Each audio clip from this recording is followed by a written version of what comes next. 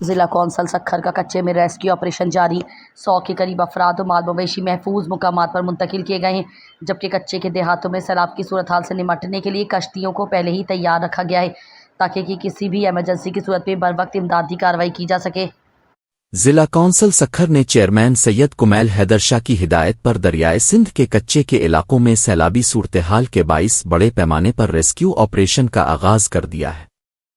اس operation کے دوران ضلع کونسل کی ریسکیو ٹیمیں فیری بوٹس کی مدد سے سیلابی پانی میں پھنسے ہوئے افراد اور ان کے مال مویشیوں کو محفوظ مقامات پر منتقل کر رہی ہیں۔ چیئرمین ضلع کونسل سکھر سید کمیل حیدر شاہ نے بتایا کہ اب تک تقریباً 100 افراد کو ان کے مال و اسباب سمیت محفوظ مقامات پر منتقل کیا جا چکا ہے، جبکہ ریسکیو آپریشن تیز رفتاری سے جاری ہے۔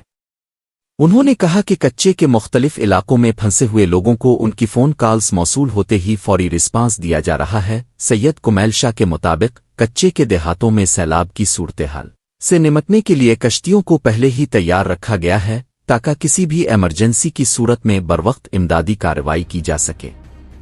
انہوں نے کہا کہ ضلع بھر میں جہاں کہیں بھی ضرورت ہوگی ضلع کونسل کی ٹیمیں فوری طور پر ریسکیو فراہم کریں گی۔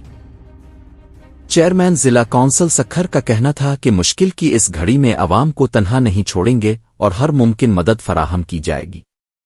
ان کا مزید کہنا تھا کہ ریسکیو ٹیموں نے اب تک کچے کے مختلف دیہاتوں سے درجنوں افراد اور مال مویشیوں کو بحفاظت منتقل کیا ہے اور یہ سلسلہ جاری ہے۔